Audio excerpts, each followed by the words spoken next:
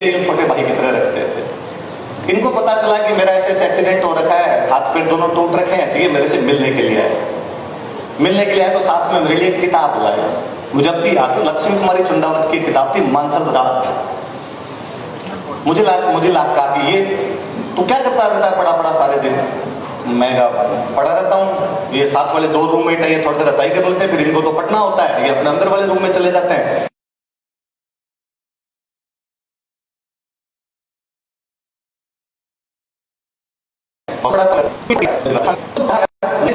मेरे से पूछ लेना था।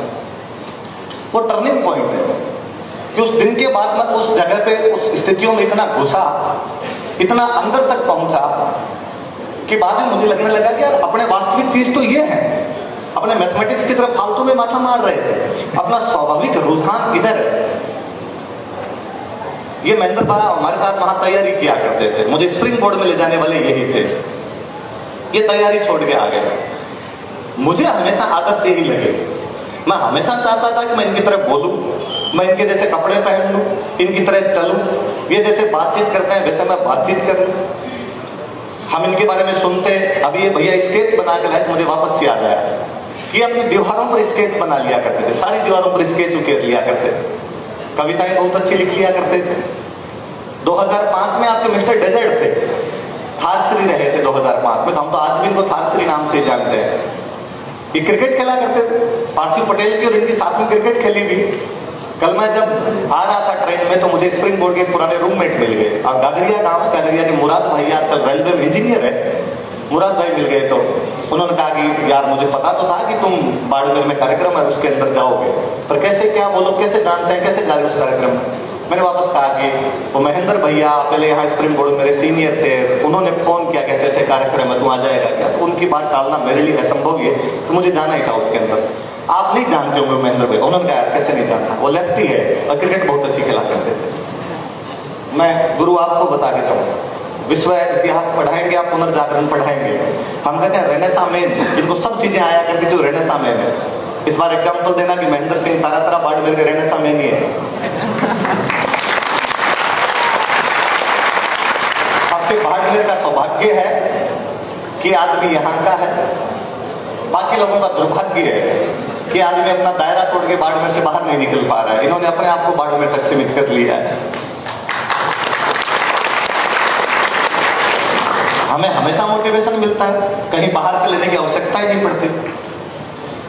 किसी का बहुत अच्छा कोट है, मैं नाम भूल गया, अभी हो रहा है कि भाई अभी गणपति सर भी कह रहे थे कि मैं ग्रुप स्टडी करनी चाहिए, आपके साथी बहुत अच्छे होने चाहिए।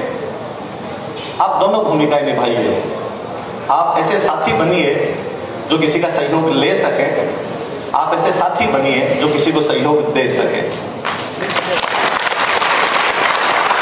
और किसी का यह है कि हमें प्रत्येक किसी व्यक्ति के जीवन रूपी बादलों में इंद्रधनुष बन जाना चाहिए। हम किसी के क्लाउड के रेनबो बनेंगे तो कोई हमारी क्लाउड का रेनबो बनेगा। आर्थिक समस्याएं, कोई शिक्षा की समस्याएं, ये कुछ भी मायने नहीं रखती। और आप तो उस धरती से बिलोंग करते हैं जिस धरती के लोगों ने जितने संघर्ष देखे होंगे उतने तो कहीं रहे नहीं होंगे। आप जानते होंगे, नहीं जानता तो मैं बताऊं। कई बार आप सोचा कीजिए कि जब राजाओं का राज रहा था तो यार जैसलमेर का जो राजा था वो क्या टैक्स लेता होगा? कई बार लोग कहते हैं कि राजा टैक्स लिया करते, तो किस बात का? कि खेती पे। अभी नहीं हो रही वहां तो पहले तो एकदम ही नहीं हो रही होगी। उस राजा ने उस बियावान रेगिस्तान मरुस्थल जंगल के अंदर इतना बड़ा किला खड़ा किया।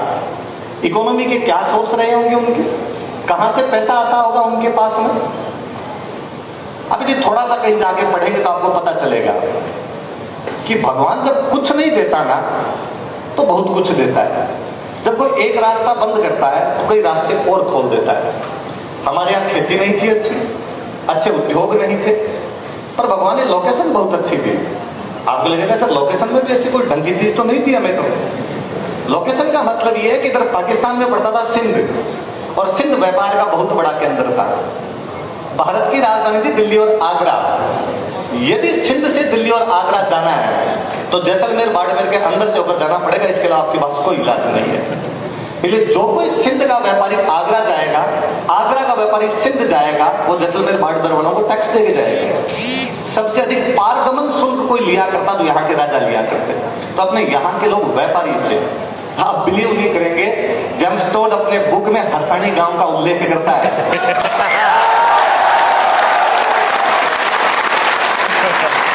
जेम्स टोड की बुक में शिव और कोटड़ा है, वो लिखता है कोटड़ा में किसी समय 400 परिवार थे, आजकल थोड़े लोग बाहर गए इसलिए परिवार 200 बचे हैं। वो लिखता है कि इधर देवका नाम की एक जगह है और देवका के अंदर सूर्य का मंदिर है। वो लिखता है कि बीच में मुलाना नाम की एक जगह आती है, मुलाना के अंदर सूर्य का मंदिर बना हुआ है। उसने पूरे 2 चैप्टर आपके जैसलमेर बाड़मेर पे लिख मारे। तो आपके लोगों का मुख्य साधन व्यापार था। अंग्रेज आए, अंग्रेजों ने आने के बाद में एक बंदरगाह बनाया बॉम्बे। बॉम्बे बंदरगाह बनते अपने इधर से जो रूट हुआ करते थे वो रूट खत्म हो गए, क्योंकि सिंध की कैपिटल हुआ करती कराची, और यदि जलमार्ग से आप बॉम्बे से कराची जाएंगे तो एकदम ही नजदीक पड़ता है, तो एकदम सामने दिखने वाली सी जगह है। इसलिए अपने यहाँ का व्यापार समाप्त हो गया।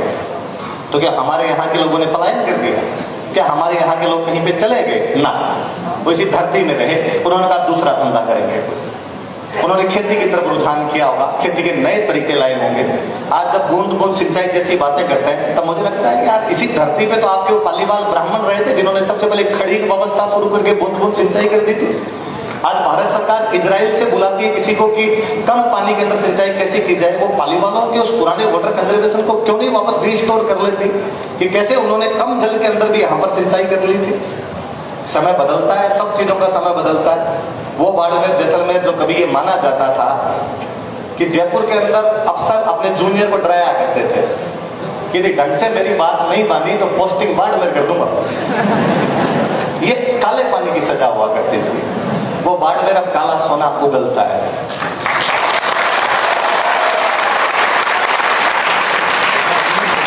जोधपुर में एक महाराजा हुए थे जसवंत सिंह, काबुल में लंबे टाइम तक पोस्टिंग रही उनकी। दुर्गादास राठौड़ जिनको आप जानते हो, दुर्गादास राठौड़ के जो राजा थे वो जसवंत सिंह थे। काबुल में लंबे टाइम तक पोस्टिंग रही।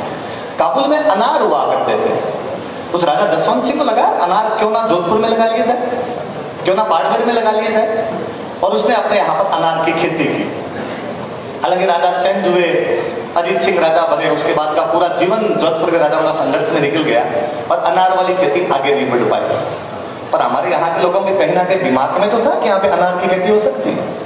आज जब बालोतरा के आसपास में यदि कोई आदमी आए तो उसका दिमाग खराब हो जाए, उसे लगे कि यार अनुमन जैसलमेर बाड़मेर के बारे में छवि यह है कि मिट्टी के दोहरे होंगे, महिला एक सिर पे 7-8 मटके रख के डेली पानी लेने के लिए जाती होगी, बीच में कुआं पर एकली टाइप का गीत भी गा लेती होगी, ऊंट चल रहे होंगे वहां पे, हरियाली नाम की चीज नहीं रही होगी। और वो यदि इस क्षेत्र के अंदर आके देखे तो उसे पता चले यार चमन हो रखा।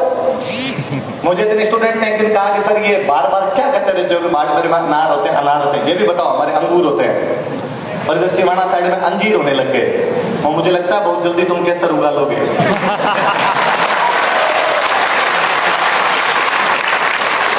और चीजें बाकी नहीं रही है। पढ़ाई वाले मामले में आपने बाकी लोगों को इतना पीछे छोड़ दिया है कि जयपुर में आपसे लोग डरते हैं।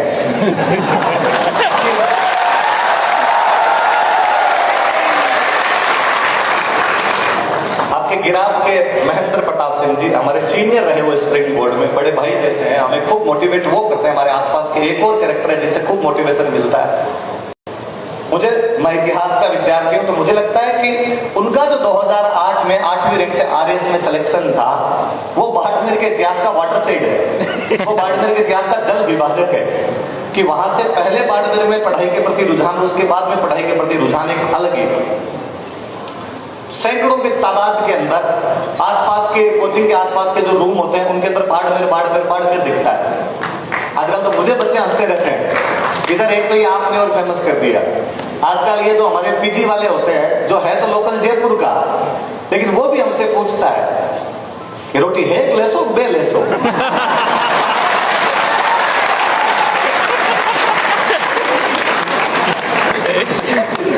पर मुझे बाड़मेर वालों के साथ खूब लंबे टाइम तक रहने का मौका मिला, इतना नजदीकी संपर्क रहा। मुझे एक हमेशा यूं कमी नजर आई, महेंद्र भा को छोड़ के।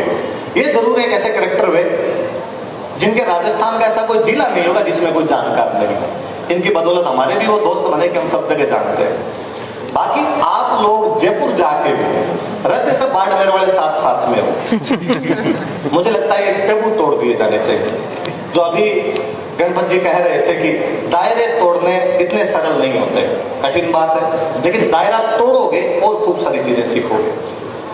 मैं चूरू का रहने वाला हूं, यदि मैं बाड़मेर की भाषा सीख गया, यदि मैं बाड़मेर की कल्चर के बारे में जान गया, यदि मैं बाड़मेर के लोगों के बारे में जान गया, इसका एकमात्र कारण था कि मैं बाड़मेर के लोगों के साथ खूब रहा। यदि मैं चूरू वालों के साथ ही रहा होता तो इधर की भाषा सीखने का तो मतलब ही नहीं था। कहां से सीख पाते हम बे नहीं बोलते। आप गुजरात के पास में इसलिए आप बे बोलते हो, हमारे वहां पे बे का कल्चर नहीं है, हम दो को दो ही कह रहे हैं वहां पर। आप लोगों को भी ये टेबू तोड़ दिए जाने चाहिए, भाषा के टेबू टूटने चाहिए। हम इस बात को लेकर हमेशा यूं कहते रहते हैं कि अपने को इंग्लिश नहीं आती, मुझे नहीं आती। गणपत जी अभी कह रहे थे कि इनकी अंग्रेजी कमजोर थी, पर मैं चाहूंगा कि अगली बार आप में से कोई सेलेक्ट और यहाँ पर कोई बोले तो ये ना कहे कि उसकी अंग्रेजी कमजोर है। हम किसी भी विषय में कमजोर क्यों है? मैं चाहूंगा कि आप में से अगली बार कोई उद्बोधन दे, संबोधन दे, तो अंग्रेजी के अंदर वो संबोधन दे। भाषाएं सीखी जानी चाहिए, नॉलेज बढ़ा कीजिए। हमें मुझे बड़ा यूं विडंबना सी लगती है हमेशा कि हम भारत के लोग प्रेमचंद जी की 3 किताबें नहीं पढ़े होते। प्रेमचंद जैसा महान साहित्यकार हमने प्रोड्यूस किया, और मैं क्लास में बच्चों से पूछ लेता हूं कि हिंदी लिटरेचर कितने लोगों के पास रहा था। खूब सारे बच्चे हाथ खड़ा कर देते हैं।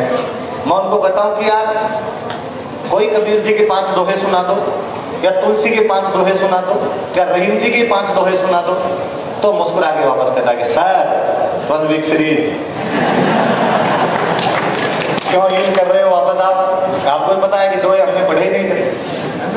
मैं वापस सुन, कई बार बच्चे आते हैं पूछने के लिए, सर ये नोट्स तो आपने पढ़ा दिए, और क्या पढ़े? प्रेमचंद जी को पढ़ ले, फणीश्वर नाथ रेणु को पढ़ ले, विजयदान देथा को पढ़ ले, लक्ष्मी कुमारी चुंडावत को पढ़ ले। इससे भी और अच्छा फिल्में देख, जितनी देख सकता है उतनी देख। ये भगवान जाने हमारे मन में फिल्मों के प्रति टैबू कहां से आया कि फिल्मों का नाम लेना अश्लील सा माना जाता है। जैसे कहा जाए कि फिल्में देखी जाए, अगला मुस्कुराता है, अच्छा हमें एक काम करना पड़ से आपके सोच के दायरे इतने खोलेगी जिसकी हद नहीं है। हो सके तो विश्व सिनेमा देखिए, हॉलीवुड की मूवीज देखिए, दिमाग के दायरे खुलेंगे। बाहर निकलिए टैबू से। किसी का बहुत अच्छा स्टेटमेंट है कि मैं ये नहीं पूछूंगा कि तुमने क्या क्या पढ़ रखा है, मैं तुमसे यह पूछूंगा कि तुम कहां कहां घूमे हो। कि पढ़ाई से भी ज्यादा हमें यात्राएं सिखाती है खूब सारी चीजें, पर चूंकि हम विद्यार्थी जीवन के अंदर है तो हम घूम नहीं सकते, तो फिर दुनिया को जानने का दूसरा अच्छा तरीका पढ़ाई है। तो पढ़ा जाए, क्या पढ़ा जाए क्या नहीं पढ़ा जाए ये साइड की बात है। जो किताब, जैसे किताब जो सामने आती वो पढ़ लिया जाए। मैंने 10th तक क्रिकेट सम्राट इतनी पढ़ी होगी, इतनी भयंकर पढ़ी होगी कि मुझे यदि कोई कहे कि क्रिकेट पे 10 घंटे तक लगातार बोलना है, मुझे मजा आया। और मुझे लगा यार ये वाला टॉपिक सही दिया सर, और यहाँ मैं बहुत अच्छा बोलूँ।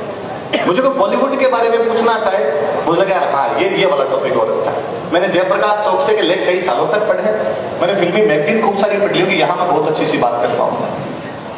साहित्य की बात की जाए, मुझे अच्छा लगता है अंग्रेजी नहीं आने का।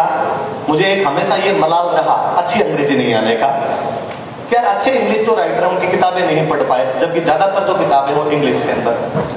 मैं 2018 में रसिया था 7 दिन तक। हम हमारे गाइड से रसिया में कहीं भी पूछते कि ये जो चौराहे पे मूर्ति लगी हुई किसकी है, वो हमें कहता कि दोस्तोवस्की है। ये कौन है आगे जो तुम्हारे? उसने कहा मैक्सिम गोर्की है। ये जो आगे ये कौन है? उसने कहा लियो टॉल्स्टॉय है। ये सारे कौन है? तो ये हमारे रसिया के साहित्यकार हैं। आगे किसी पे कहेगा इसके हाथ में तो बंदूक है, ये तो पक्का ही साहित्यकार नहीं होगा। कहीं सेकंड वर्ल्ड वॉर का जनरल था। ये वाला जो फौजी ड्रेस में है, उसने कहा नेपोलियन के साथ में जब जार की जंग हुई थी तो जंग के अंदर लड़ने वाले लोग थे। वहां एक भी नेता की तस्वीर नहीं थी। उन लोगों ने अपने आदर्श फौजियों को बना रखे।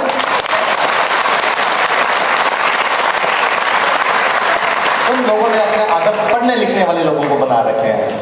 हम अक्सर नेताओं के अंदर आदर्श ढूंढने लग जाते हैं, होंगे उनमें भी आदर्श होते हैं, हर पैसा उनके अंदर भी अच्छे या बुरे लोग होते हैं, पर फिर भी विद्यार्थी जीवन के अंदर पॉलिटिकल कमेंट्री से जितना बचा जाए उतना बच लिया जाए। मुझे कई बार और लगता है, मैं इन महेंद्र भाव को हमेशा कहता रहता हूं कि मुझे कई बार लगता है कि जकरबर्ग बहुत जल्दी बाड़मेर आके आपको सम्मानित करके जाएगा कि बाड़मेर वाले जितने फेसबुक पे हैं उतना दूसरा संभवतः कोई दूसरे जिले के लोग नहीं रहे। विद्यार्थी जीवन में थोड़ा सा बचिए।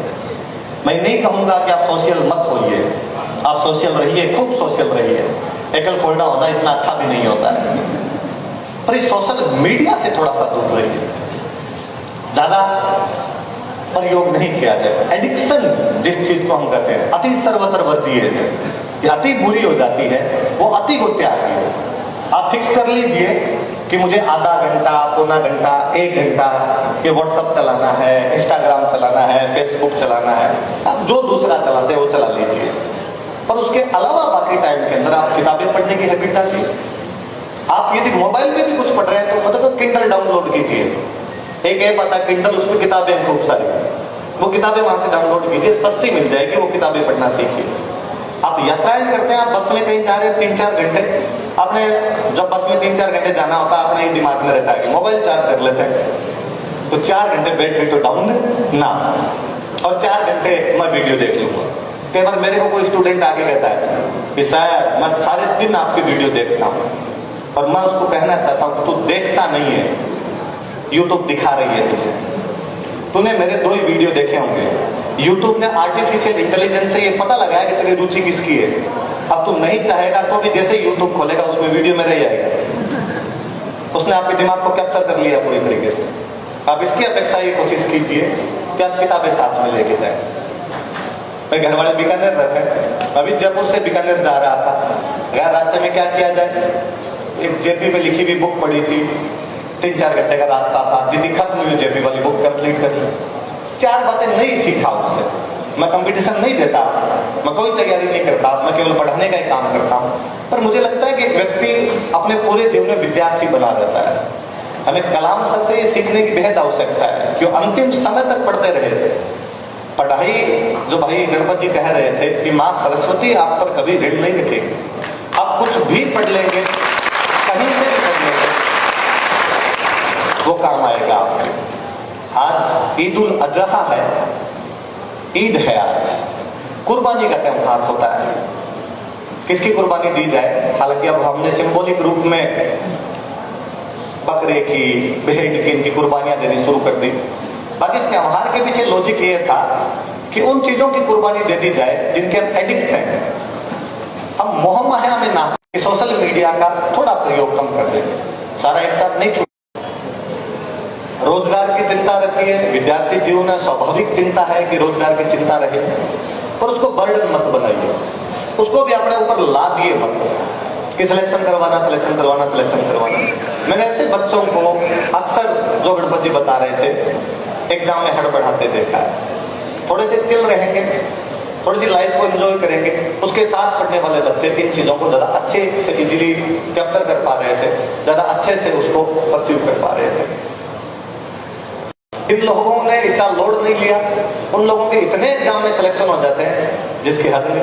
गणपति वाले आप सारे जानते हो, बहन लक्ष्मी 3rd ग्रेड में सिलेक्शन हुआ, 2nd ग्रेड में सिलेक्शन हुआ, थानेदार में हुआ, RS लग गई। ये अब कामचोर हो गई, पढ़ती नहीं है, IAS दे तो IAS के अंदर लगे। इधर अब मुझे नहीं पता, खड़े होंगे मोहम्मदलाल जी गोदारा खड़े थे। ये हमारे 2015 में हमने एक बार 1st ग्रेड का बैच बना लिया था। हनुमान स्प्रिंग बोर्ड में हमारे IAS की तैयारी करवाते हैं, पर उस साल वो एक बैच बन गया था। ये हमारे वहाँ के स्टूडेंट थे, मैं पढ़ाया करता था हिस्ट्री, लगभग हम उम्र से ही है, तो दोस्त टाइप वाला सा ही था, गुरु वाला कभी वो बन ही नहीं पाया था अपने आप में। ये पुलिस में थे, बाद में नर्सिंग वाले किसी डिपार्टमेंट के अंदर थे, बाद में 1st ग्रेड के अंदर सिलेक्शन हो गया। इस बंदे का हिस्ट्री से सीधे सीधे तौर पे कोई लेना देना नहीं, जो नर्सिंग सब्जेक्ट से था, जो अपनी नौकरी करते हुए साथ में इधर एग्जाम दे रहा था, और उन लोगों के सिलेक्शन हो गए। और कई बार हम खुद को ही कम आंक लेते हैं। एक आधी नौकरी के अंदर सिलेक्शन होता है, उसके बाद में हम खुद ही संतोष धारण कर लेते हैं। अक्सर अपने बुजुर्ग कहा करते थे कि संतोषी होना अच्छी बात है। अब छोड़िए इस चीज को, संतोषी होना कतई अच्छी बात है, संतोषी होना बहुत बुरी बात है। ये विजय बैठा, ये मेरे रूम के पास ही रहा करता था, छोटे भाई जैसा है, बास्केटबॉल का बहुत शानदार प्लेयर है, बॉडी बॉडी बना के घूमता है। वहां भी डेली मेरे को सुबह सुबह उठा के लेके जाता है, उठो दौड़ो, दौड़ते नहीं हो, थोड़े दिन के अंदर लकवा मार जाएगा, कुछ और हो जाएगा आपके। ये दौड़ाने के लिए लेके भी जाया करता था मेरे। फिर इसका 3rd ग्रेड में सिलेक्शन हो गया। ये इधर बाड़मेर में इधर एंजॉय कर रहा है, संतोष धारण कर लिया। मुझे उस टाइम लगता था ये पास में ही रहता था, छोटे भाई जैसा था, बहुत जूनियर है मेरे से। तब कई बार याद करके आता कि आज मैंने हिस्ट्री के 10 पन्ने याद कर लिए, सुन लोगे आप? और फ्री बैठा रहता था, मैं सुना दे, और ये मुझे डिट्टू वैसे वैसे पन्ने सुना दिया करता।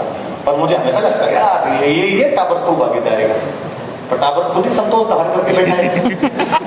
और इसको लगा यार ठीक है, यहाँ बाड़मेर में माट साहब लगे हुए, 4 टावर आके माट साहब कर लेते हैं, घर वाले राजी है। और अपने को बाद में जिंदगी में इसके अलावा तो और क्या ही चाहिए होता है। आप इन टैबू को भी तोड़िए, अब बाहर निकलेंगे सितारों से आगे, जहां और खूब सारी चीजें पढ़ेंगे, फिल्में देखेंगे, लोगों से मिलेंगे, यात्राएं करेंगे, बाहर जाएंगे, इतनी चीजें सीखेंगे कि जिंदगी के अंदर हर जगह काम आएंगे। केवल सीधी सीधी वाली पढ़ाई आपको नौकरियां दिला देगी, वो अच्छा नागरिक नहीं बना पाती है। वरना जब आप खूब सारी चीजें पढ़ते हैं, खूब सारे लोगों से मिलते हैं, खूब सारी यात्राएं करते हैं, आपका व्यक्तित्व विकास है। ये जो आप कह रहे थे कि कितने साल लग जाते हैं, 5 साल लगे, 6 साल लगे, आप यूं मानिए कि आपके व्यक्तित्व में निवेश है।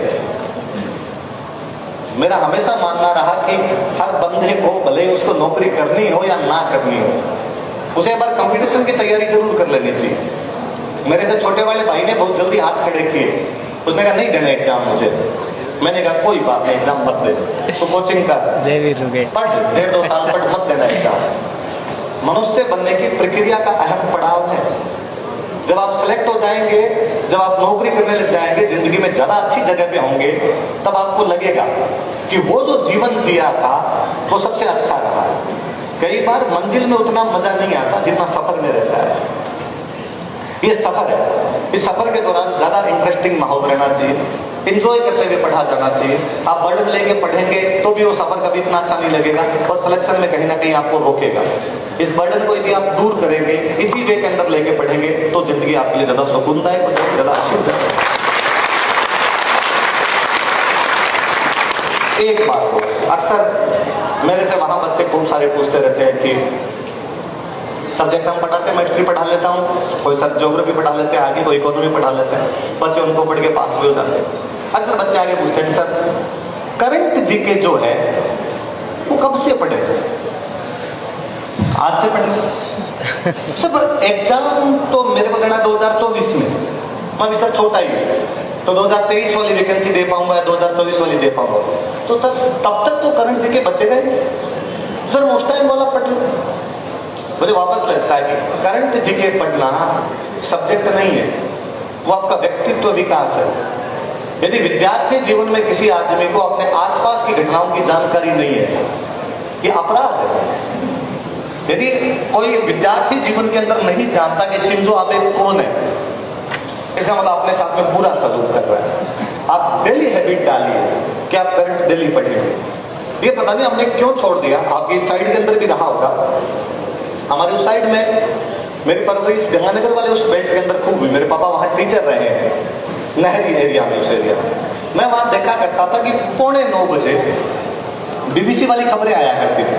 8:45 रेडियो पे बीबीसी की खबरें आया करती थी, और सारा का सारा गांव 8:45 में हर घर के अंदर रेडियो बजता था, और वो लोग बीबीसी वाली खबरें सुना करते थे। पुराने बुजुर्गों के अंदर ये सपने था कि उनको एग्जाम नहीं देना था, वो अनपढ़ लोग थे, परंतु उस डे टू डे की लाइफ के बारे में जानना, देश दुनिया में क्या चल रहा है उसकी हैबिट डालने के लिए अखबार पढ़ेंगे। सुबह सुबह पढ़ते हैं, आप रात को पढ़ा कीजिए, रात को सोने से पहले पढ़ा कीजिए, क्योंकि दिन में अखबार देख लेंगे तो पूरे दिन अखबार की घटनाएं आपके दिमाग में चलेगी। मैं इसलिए सोशल मीडिया का मना कर रहा हूँ। आपको लगता है कि सर अपने 15 मिनट फेसबुक देखी थी, 15 मिनट तक फेसबुक पे आपने जो कुछ देखा अगले 2 घंटे बर्बाद कर देगा। अगले 2 घंटे तक वो पढ़ाई तो कम से कम आपके दिमाग में नहीं जाने देगा। इसके अलावा दूसरी इधर उधर की खूब सारी बातें आपके दिमाग के अंदर जाती रहेगी। ये कि वो अखबार वाली बात है कि अखबार रात को पढ़ लिया जाए, अपने लिए वो एक सब्जेक्ट बना के पढ़ लिया जाए, वैसे पढ़ लिया जाए। यदि आपको पर्सनालिटी डेवलपमेंट टाइप से नहीं पढ़ा जाए कि हमारे लिए सब्जेक्ट है, पर डे टू डे की लाइफ के बारे में सब लोगों को पता होना चाहिए।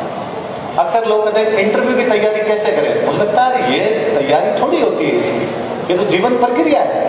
हमने 20, 22 साल, 23 साल, 24 साल, जिस साल की उम्र में आप एग्जाम देने के लिए गए हैं, उस समय तक जो कुछ सीखा है वो सब कुछ पूछा जाएगा।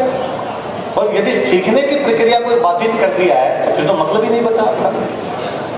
मैं अधिक समय नहीं लूंगा आपका, गर्मी पड़ रही है भयंकर वाली, मैं इस बात को ज्यादा जानता हूँ। हालांकि हम राजस्थान के लोग हैं, इसी गर्मी को झेलने के आदी हैं। अभी मैं जब बैठा था तो प्रवीण मुझे कह रहे थे कि सर इधर बैठ जाओ, ऊपर पंखा है। फिर इन्होंने मेरी साइड में लाके फिर पंखा और लगाया इन्होंने। मुझे लक्ष्मण गौरी चुंडावत का एक किस्सा याद आया। हिरोशिमा नागासाकी में बम डाले गए थे, जापान में हिरोशिमा नागासाकी। जब वो बम डाले गए, बम डालने के कई साल बाद में कहा गया कि दुनिया में इस प्रकार के हथियारों का प्रयोग ना हो। 1970 के दशक की बात है। जापान में कार्यक्रम किया गया उनकी याद में, उन परमाणु जो बम डाले गए जिनसे लोग मरे, उनकी याद में कार्यक्रम किया गया ताकि दुनिया को ये सावचेत किया जा सके कि इस प्रकार के कार्यक्रम ना हो। भारत से जिस महिला को भेजा गया वो लक्ष्मी कुमारी चुंडावत थी। वो समय पॉलिटिशियन हुआ करते थे, अपने राजस्थान प्रदेश कांग्रेस के अध्यक्ष रहे थे, राज्यसभा के सदस्य रहे थे, अपने विधायक रहे थे कुछ समय तक।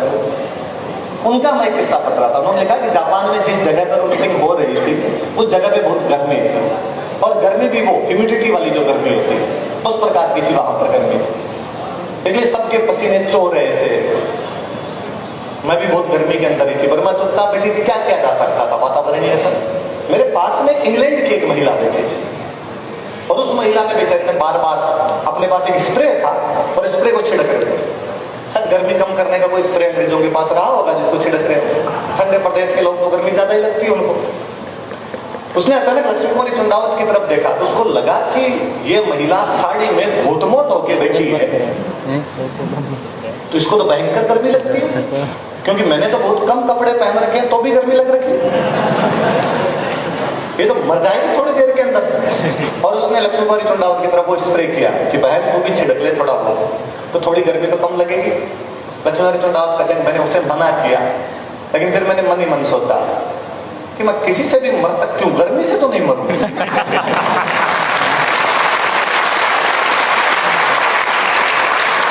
मैं राजस्थान से बिलोंग करती हूँ, उसमें भी पश्चिमी राजस्थान के बीकानेर से बिलोंग करती हूँ। बीकानेर रियासत में रावतसर नाम की एक जगह पर फिर भी हौल का वातावरण इतना ज्यादा सा हो रखा है, मैं ज्यादा समय नहीं लूंगा आपका। फिर मैं मेरी उसी बात को दोहराऊंगा कि जी रही है जिंदगी, लाइफ जिए, बहुत ढंग से लाइफ जी जाए, काम आएगी, निवेश किया हुआ कहीं ना कहीं काम आएगा आपके। अब यदि पढ़ाई में अच्छी चीजों को पढ़ने में, सीखने में, देखने में लगाओगे, कितना जिंदगी काम है। महेंद्र प्रताप सिंह जी का जब सिलेक्शन हुआ था वो हमें क्लास में मोटिवेट करने के लिए आया करते, तब वो अक्सर हमें कहा करते थे, किसी एक शायर की लाइनें सुनाया करते। मुझे शायरों के नाम तो याद नहीं रहे वो, कि धूप में निकलो घटाओं में नहा कर देखो, ये जिंदगी क्या है किताबें हटा कर देखो।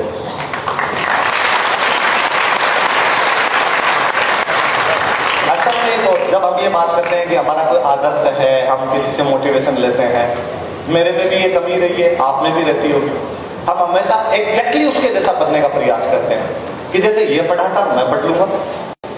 हम किसी भी टॉपर जो होते हैं उनसे पूछते हैं आप कैसे पढ़े थे, वो बताता है मैं इतने घंटे पढ़ा, इतने बजे उठता था, इतने बजे सोता था। हम चाहते हैं कि हम भी वैसा बने। भगवान ने सब लोगों के रूप भी एक जैसे नहीं बनाए, 500 अंगुलियां एक जैसी नहीं बनाई, तो व्यवहार कैसे एक जैसे बना सकता है। आप अपने आप में एक अलग व्यक्तित्व है, अपने उस व्यक्तित्व को पहचानिए और उस व्यक्तित्व के अनुरूप अपने प्रयास करने का प्रयास कीजिए। हमारे यहाँ के लोग बुजुर्ग कितने इंटेलिजेंट है इस मामले में कि हमारे बहुत पुराना दुआ है कि लीक लीक तो सब चले, लीक चले कपूत। लीक पे कौन चलता है? कपूत। लीक लीक तो सब चले, लीक चले कपूत। 3 लोग उल्टे चले शायर सिंह सपूत। कि सपूत जो होता है वो अपने रास्ते खुद बनाता है, किसी दूसरे के बने बनाए रास्ते पे चलता नहीं है।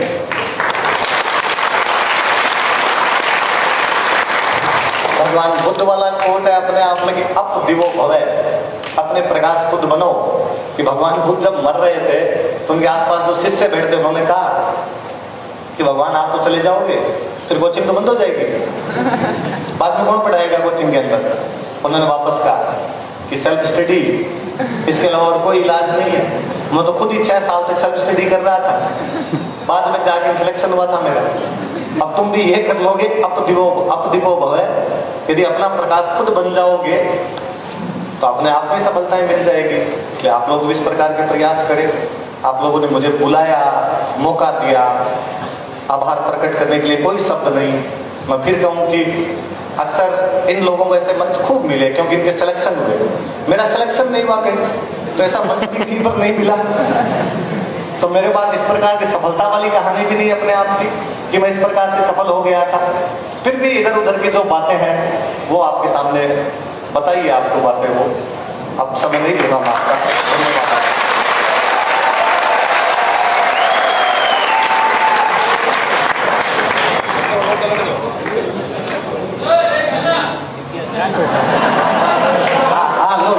एक बात और सुनो फिर मैं भूल जाऊंगा।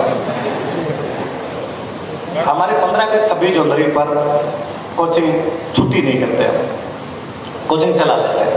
जबकि होता ही है कि व्यावसायिक संस्थान जो भी है और राष्ट्रीय पर्व के दिन बंद हो जाने चाहिए।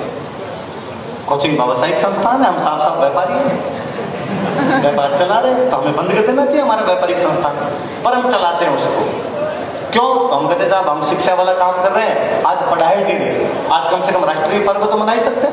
राष्ट्रीय पर्व से कौन रोक सकता हमें मनाने से? पर अब दिक्कत दूसरी होती, दिक्कत ये होती कि मैं गया 2 घंटे की क्लास में और मैंने बच्चों को जाके कहा कि चलो आज पढ़ते हैं। बच्चे कुछ भी पढ़ाई के मूड में नहीं होते, सर लाडू सर पार्टी दो। उनको कहते हैं यार लड्डू तो थोड़ी देर में आ जाएंगे, थोड़ा सा पढ़ लेते हैं। नहीं सर आप गीत सुना दो। तो दूसरा बच्चा कहता है कि आप गीत, मैं गीत सुना दूंगा सर। तो मैं उनको कहता हूँ चलो आ जाओ तुम लोग गीत सुनाओ, आज तुम्हारी बारी होनी चाहिए, तुम सुनाओ ये सारे के सारे गीत। स्टूडेंट आते हैं, उनमें से कई अच्छे गाते हैं, कई बुरे गाते हैं। मैं अक्सर मना करता हूँ कि भाषण नहीं देने, क्योंकि भाषण से लोग बोर ही होते हैं, जैसे मेरे भाषण से आप बोर हो रहे हो। तुम गीत गा लो यार। पर यार गीतों की भी लिमिट होती है कि वो 15 मिनट 20 मिनट आधा घंटा और मैं घड़ी देखता रहता हूँ। यार 2 घंटे की क्लास है, अभी तो 1 घंटे 5 मिनट हुए, ये 55 मिनट कैसे काटे जाएंगे? फिर हमने एक तरीका निकाला। हमारे स्प्रिंग बोर्ड में हमने कुछ ऐसे लोग ढूंढे जो बहुत अच्छे गीत गाते हैं। उनमें एक आपके बीच में लक्ष्मी की आवाज इतनी प्यारी है जिसकी हद नहीं।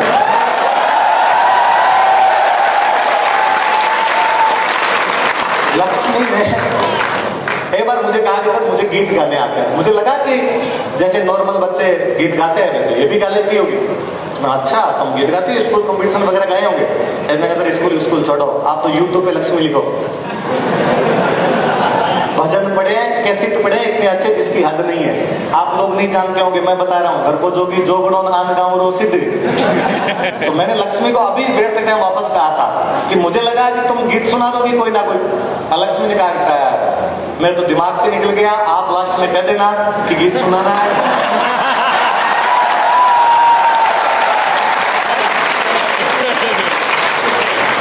ऐसा नहीं कहा इसने, ये मैं ही कह रहा हूँ, ये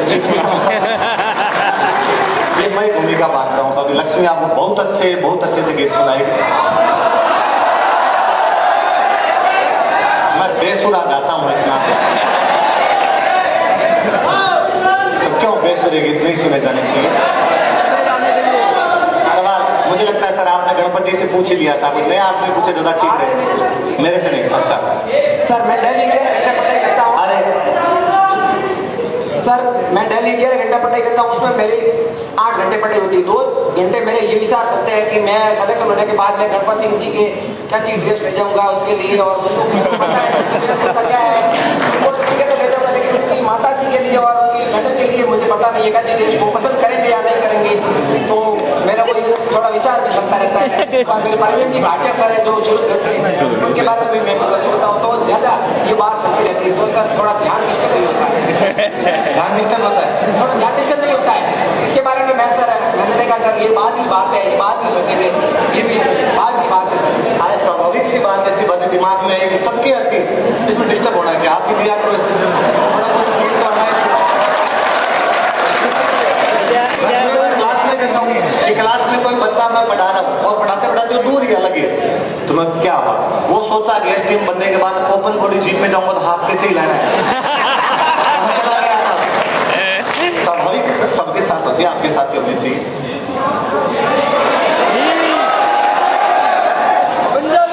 हाँ पंजाबी गीत नहीं आता मुझे, मेरी इन गीतों ने इतनी बेइज्जती करवाई है, मैं इतना बेसुरा गाता हूँ कि लोगों को लगता है भाई चुप हो जा। और मेरे जो गीत वाले वीडियो उनके नीचे कमेंट पढ़ लेना, लोग इतनी गालियां निकालते हैं, प्लीज थोड़ा सा बेइज्जती से बचा लिया जाए। लक्ष्मी गा देगी मेरी तरफ से, अगली बार कभी करना।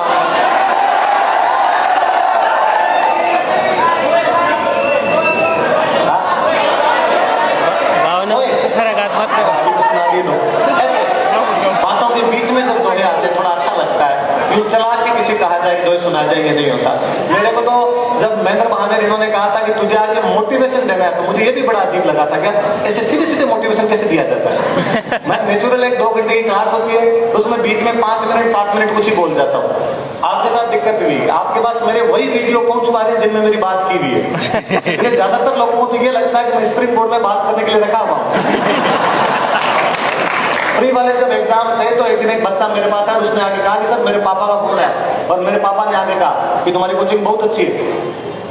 तो मैंने कहा पापा को, पापा वाकई हमारी कोचिंग बहुत अच्छी है, मैं तो हमेशा तारीफ करता हूँ कि हमारा स्प्रिंग बोर्ड एक परिवार की तरह है, हमारा स्प्रिंग बोर्ड बहुत अच्छा है, कोचिंग बहुत अच्छी है हमारी।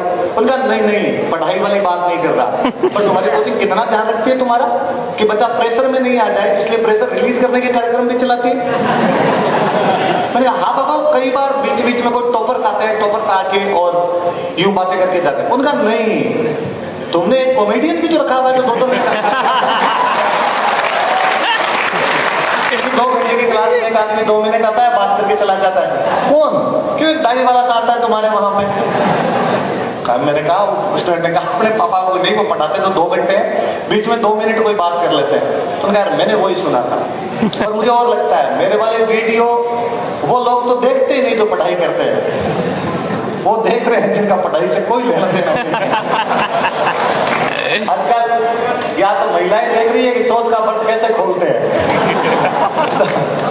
वो वहां काम आ रहा है। अब लक्ष्मी आपके समक्ष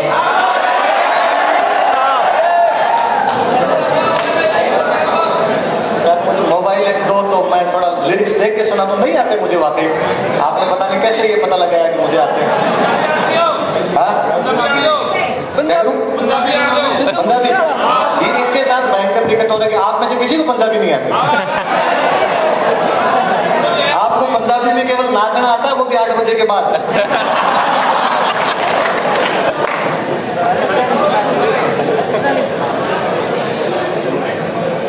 एक आपके लिए सूचना है कि इस कार्यक्रम के बाद, समापन होने के बाद, स्वामी विवेकानंद जी की प्रतिमा को पुष्पार्पण किया जाएगा सम्मानीय मंच के द्वारा और युवा प्रतिनिधि प्रवीण सिंह मेखली के द्वारा। तो आप सब और राजवीर सिंह जी अभी कार्यक्रम समापन के बाद आपके बीच में आएंगे, आपसे रूबरू होंगे, तो आप दिल थाम के बैठिएगा और इस लम्हों का आनंद लीजिएगा।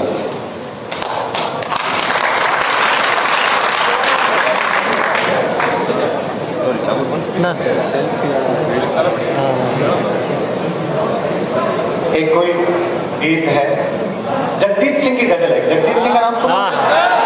राजस्थान के रहे, आपने सुनी भी होगी, यूट्यूब पे मेरे पहले किसी बेंच में गाई भी होगी। जगजीत सिंह की गजल, गंगानगर के थे आपने, है ना? तो एक है कोई जो किसी को बुला रही है कि मिलने के लिए आ जाओ। बंदा अपने दोस्तों के बीच बैठा हुआ है, तो वो कह रही है भाई दोस्त यही रहना तेरे साथ में, तो मेरे से मिलने क्यों नहीं आते? कोठे ते आ मैया, पता समझो, घर कमरा, कोठे ते आ मैया, मिलना ते मिलया के नीता खसमानू खा मैया।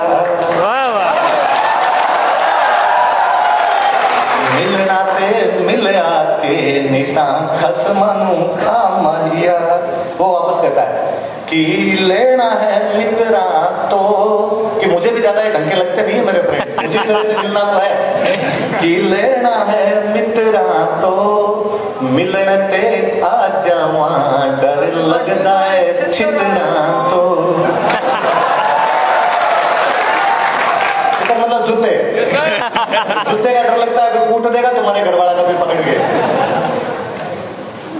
इथे प्यार दी पुछ कोई ना, इथे प्यार दी पुछ कोई ना, तेरे नाले नहीं बोलना, तेरे मुंह ते मुछ कोई ना, नहीं बोलना, तेरे मुंह ते मुछ कोई ना। वो लड़का बाबू जवाब देता है कि मजा प्यार दा चख लांगे, मजा प्यार दा चख लांगे, जे तेरा हुक्म होवे असी दाढ़ी भी रख लांगे।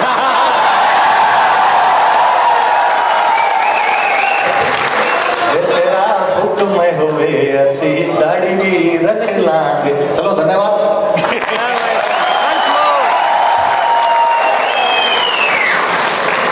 बहुत शुक्रिया। एक बार आकाश पर तालियां बजा करके मारवाड़ का प्यार कीजिएगा श्री राजवीर सिंह जी को। मेरा व्यक्तित्व ही मेरी पहचान होगा, सीटी ना बजाए, ये टाउन हॉल है साहिबान, सिनेमा हॉल नहीं है। मेरा व्यक्तित्व ही मेरी पहचान होगा, एक दिन हर जुबान पर मेरा ही नाम होगा। मेरी जिद है कि मैं खुद ही लिखूं मेरी तकदीर, क्योंकि मुझसा बनना सबके दिल का पहला अरमान होगा। आपका बहुत बहुत शुक्रिया। कार्यक्रम के अगले पायदान पर सम्माननीय राजवीर सिंह जी सर को स्मृति चिन्ह भेंट करने के लिए मेरा आग्रह रहेगा। श्री रघुवीर सिंह तामलोर, श्री नरेश पाल सिंह जी तेजमालता, श्रीमान विक्रम सिंह जी नवातला, श्री नेपाल सिंह जी टिमणियार, जिज्ञासु महोदय और श्री प्रवीण सिंह जी मेठड़ी, श्री स्वरूप सिंह जी गोरडिया, आपसे आग्रह रहेगा आज के कार्यक्रम की स्मृति